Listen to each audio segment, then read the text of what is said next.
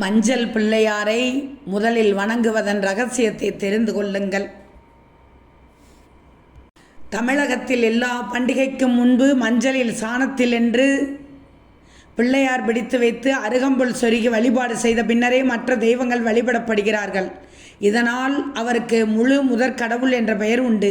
இப்படி செய்வதால் விக்னம் என்று சொல்லக்கூடிய தடைகள் அனைத்தும் நீங்கி தங்கு தடையின்றி நாம் தொடங்கும் செயல்கள் வெற்றி பெறும் என்பதை உறுதியாக நம்புகிறார்கள். அப்படி நம்பினோரை கெடுவதில்லை.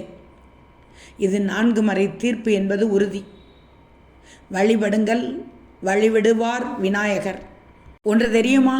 இந்திரன் சூரபதுமனுக்கு பயந்து மூங்கில் மரமாக சீர்காழியில் நின்றான்.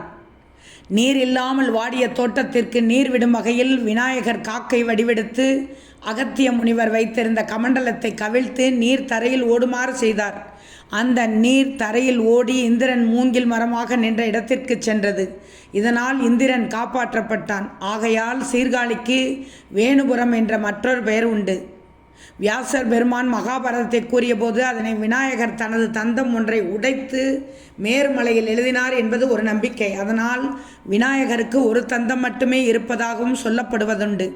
இதனால் விநாயகருக்கு ஏகதந்தர் என்ற பெயரும் உண்டாயிற்று. இதனால் விநாயகரை ஏகதந்தாய வித்மகே என்று கூறி வழிபடுவர். அறிவை எப்போதும் ஆணவ மலம் மறைத்து கொண்டிருக்கிறது. ஆணவ மலம் நீங்கினால்தான் அறிவு பிரகாசிக்கும்.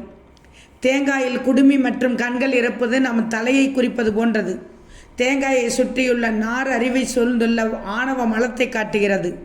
ஆணவ மலத்தை நீக்கி அறிவை பிரகாசிக்க செய்ய வேண்டும் என்று இறைவன் கேட்பதே தேங்காய் உடைப்பதன் தத்துவம். எனவே ஆணவம் என்று கூறக்கூடிய நான், எனது என்று கூறிடும் இருமாப்பு நீக்கமே தேங்காய் உடைப்பதன் தத்துவம். இருபுறம் எரிக்கச் சென்ற சிவன் விநாயகரை வணங்கி செல்லாததால் சிவபெருமானின் தேர் அச்சு முறிந்தது. பின்னர் விநாயகருக்காக தேங்காய் உடைத்துவிட்டு பின்பு போருக்கு தேரில் சென்றதால் விநாயகருக்கு தேங்காய் உடைக்கும் பழக்கம் ஏற்பட்டது.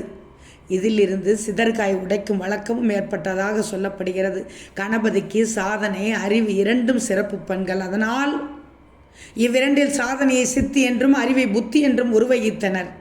பொதுவாக தென்னிந்தியாவில் கணபதியை திருமணமாகாதவரே என்று கொண்டாடுகின்றனர். என்றாலும் திருவலஞ்சுழியில் விநாயகர் வாணி, கமலி என்ற 2 மனைவியோடு காட்சி தருகிறார். பிள்ளையாரை வணங்கி தடைகள் அனைத்தும் நீங்கி தங்கு தடையின்றி நீங்கள் செய்யும் செயல்கள் வெற்றி பெற வழிபடுங்கள் விநாயகரை. வழிவிடுவார் விநாயகர்.